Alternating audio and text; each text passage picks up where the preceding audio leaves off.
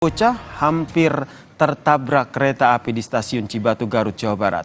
Bocah itu berhasil diselamatkan oleh petugas keamanan yang sedang berjaga.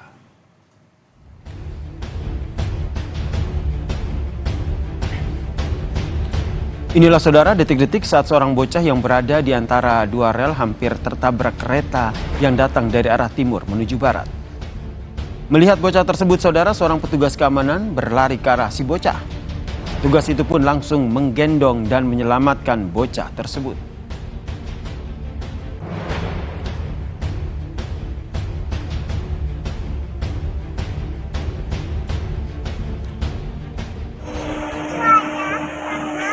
PT KAI pun mengapresiasi aksi heroik Satpam yang menyelamatkan seorang bocah yang hampir tertabrak kereta api di stasiun Cibatu, Garut, Jawa Barat. KAI juga menghimbau agar para penumpang kereta untuk tetap berhati-hati terlebih saat membawa anak kecil ketika berada di stasiun.